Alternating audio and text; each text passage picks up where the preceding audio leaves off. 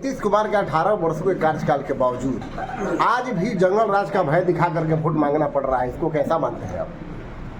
देखिए, जो मीडिया के साथी हैं, आपसे कुछ भी छिपा हुआ नहीं है। मुझसे ज़्यादा आप जानते हैं बिहार के बारे में। इतना और बयान एगो चर्चा में आई रहे कि रुआ भी कहले रही कि अगर माले काराकाट से जीती तो एजा फिर से खून खराबा के दौर शुरू मत हो जाए। आशंका व्यक्त कर रही कि कहीं उहे दौर मत आ जाए। कौन दौर के रुआ बात कर चाहत नहीं? 2005 से पहले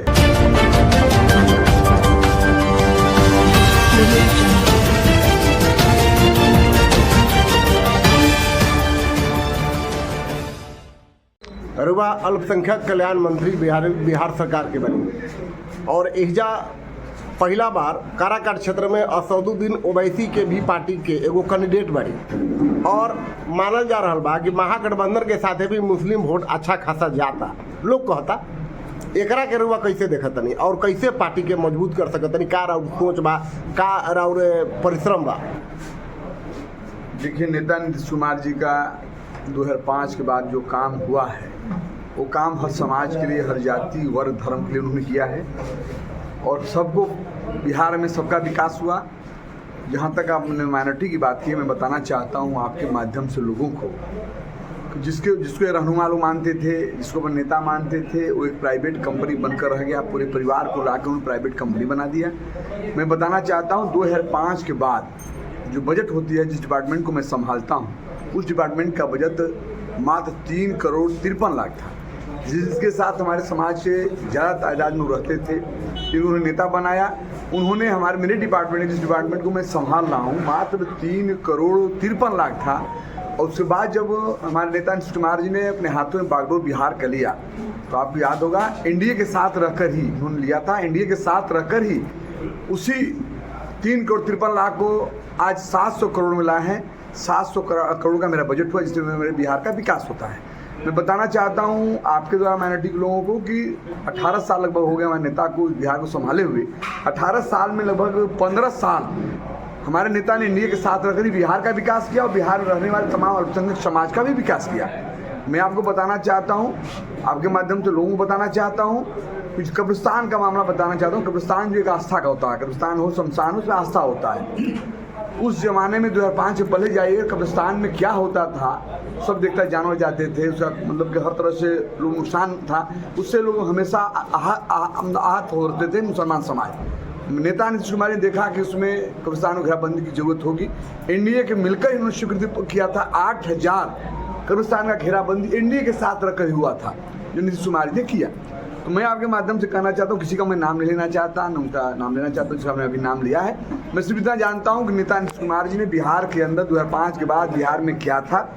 जो भी जिस लाइन में आप जाइएगा, जहाँ विकास देखिएगा, नीतीश कुमार का ही देन है। और 18 साल में एनडीए के साथ 15 साल रहकर उन्होंने विकास किया है। तो हम जानते हैं इस चीज़ को। मैं अपने समाज से कहना चाहता हूं कि हमारे नेता नीतीश कुमार जी कभी वसूलों से समझौता नहीं करते हैं और सबके लिए काम करते हैं। सबसे बड़ी चीज़ है कि हमें लगता है हिंदुस्तान में पहले नीतीश कुमार नेता हैं जो जात की बात नहीं करते, जमात। और नीतीश जी के आने के बाद वो 700 करोड़ में हो गया है। तो इसका मतलब लालू जी छलावा कर रहे थे? नहीं, लालू जी को हम नहीं, देश जानता है। देखिए, मैं बोलूँगा तो मैं पार्टी का हूँ, मेरा पार्टी है, नीतीश कुमार जी में नेता मानता हूँ, ये देश कहता है। जो लालू जी ने आज बिहार के अंदर 2005 में जो तांडव हुआ था, हम सब लोग परिवार खड़ा है, पूरा परिवार खड़ा है। हम लोग बाहर निकल, हम तो उस समय बच्चे हुआ करते थे, छोटे थे, हम लोग एचयू पढ़ते थे, उस समय इंटर्न हुआ करते थे। तो उस समय हमको याद है कि हम बाहर निकलते थे, डर बना हुआ था, लोग समे हुए थे, हर समाज के लोग समे हुए थे। कोई यहाँ विकास नहीं था, उपद्रव था, तांडव था बिहार के अंदर, जो आपने देखा था। और बिहार के अंदर चाहे रोड हो, सिंचाई हो, शिक्षा हो, हेल्थ हो, स्वास्थ्य का मामला हो, या एक भाईचारा सौहार्द का मामला हो, ये नीतीश कुमार जी और इंडिया का देन है। और लालू जी थे माई का सम्मान कर ठगने का काम करते थे। कोई काम बताइए जो काम ऐसा क्यों जो बिहार का नाम हुआ हो देश के अंदर। बिहार हमेशा लोग, उनके ज़माने में याद होगा हम सबको, सब नौजवान हम लोग हैं, कि बाहर निकलते थे तो बिहार के नाम पर हंसते थे लोग। नीतीश कुमार के 18 वर्षों के कार्यकाल के बावजूद आज भी जंगल राज का भय दिखा करके वोट मांगना पड़ रहा है। इसको कैसा मानते हैं आप? देखिए, जो मीडिया की कहावत है कि सूरज के सामने चिराग दिखाना, नीतीश कुमार जी ने बिहार में जो काम किया है, और जो लोग कहते हैं जंगल आज निश्चित तौर पर ज़बरदस्ती बात करते हैं। आज घूम रहा है, कह रहा है, सब उनके बारे में जानता है। ये बताइए कि पूरे परिवार को, बच्चे से लेकर सारे जो 18-20 साल पूरा होता है MLMP बनाने की कोशिश करता है हमारे वोट पे, हमारे समाज के वोट पे, हमारे समाज को बेवकूफ़ बनाता रहा। लेकिन नीतीश कुमार जी आज विकास जो हमारे समाज का माइनॉरिटी का हुआ या दलित का हो, कमजोर वर्ग का हुआ है, वो नीतीश जी की वजह से हुआ। और नीतीश जी ने एनडीए के साथ अगर किया है, एनडीए जो आज अब खेमा हम लोग तैयार है, ये उस समय मौजूद था। 18 साल में 15 साल हमारे नेता नीतीश कुमार जी एनडीए के साथ रहकर इस विकास भी। और बयान एगो चर्चा में आई रहे कि रुआ भी कहले रही कि अगर माले काराकाट से जीती तो एजा फिर से खून खराबा के दौर शुरू मत हो जाए, आशंका व्यक्त कर रही कि कहीं उहे दौर मत आ जाए। कौन दौर के रुआ बात कर चाहत नहीं? 2005 से पहले तमाम खासकर काराकाट लोकसभा में बहुत से घटना घटे रहे, जैसे बेटा के ज्वाला सिंह और यहाँ भी एक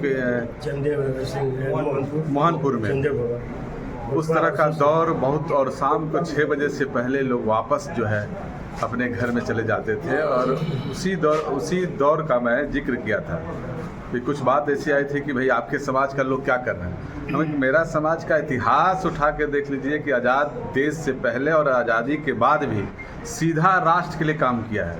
और समाज कौन? हमें अपनी जाति की बात कर रहे हैं।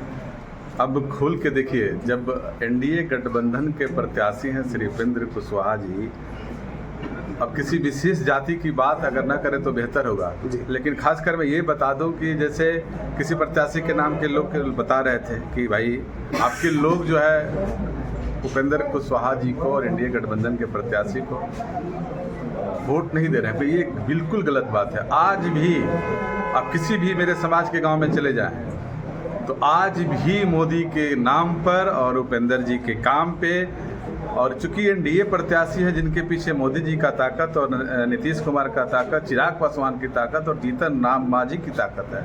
और नरेंद्र मोदी का काम खासकर श्रवण वर्ग के लिए जो आज़ाद हिंदुस्तान में 75 साल के बाद 10% आरक्षण जो देने का काम किया है, वैसे कोई श्रवण वर्ग को कोई भी पार्टी उनको और कोई भी निर्दलीय प्रत्याशी ठग नहीं सकता है, क्योंकि हमारे जाति के लोग, हमारे समाज के लोग बहुत शिक्षित, समर्पित और बलिदान दिए हैं इस देश के लिए।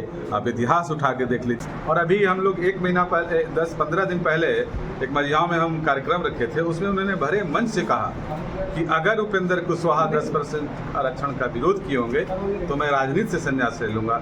चूँकि ना हम सही बोल सकते हैं ना आप गूगल पर जाके 2015 में जब ये 10% आरक्षण का बिल पारित हो रहा था, तो हर संसद का अपने पार्टी का जो राष्ट्रीय अध्यक्ष भी होता है तो हर बिल पर बहस करता है। उसका गूगल पे जाके 2015 का उस पर लिखिए कि 2015 में उपेंद्र कुशवाहा 19 में आप उपेंद्र कुशवाहा का भाषण, उसका समर्थन या विरोध का डिटेल निकाल दीजिए, तो साफ साफ उस सब में निकल जाएगा कि उपेंद्र कुशवाहा ने समर्थन किया है कि विरोध किया है। उपेंद्र कुशवाहा 10% आरक्षण का समर्थन किया। काराकाट में से जब उपेंद्र कुशवाहा जीतेंगे तो केंद्र में मंत्री बनेंगे। और जैसे कि आज भी मुख्यमंत्री जी का प्रोग्राम था और उसमें भी माननीय नीतीश कुमार के समक्ष उपेंद्र कुशवाहा जी ने ये भाषण में कहा कि पिछले टर्म में मैं डालमिया पे काम किया था और कुछ ही काम बचा है, इस बार मैं जीतूंगा तो निश्चित है कि डालमिया फैक्ट्री चालू होगा और नौजवानों को यहाँ रोजगार मिलेगा। इस भाग्य की बात है कि रोहतास में और खासकर काराकाट लोकसभा में डालमिया की बात तो होती है, लेकिन विक्रमगंज का स्वर्णिम काल था जब बिस्कोमान यहाँ पर जीवित था।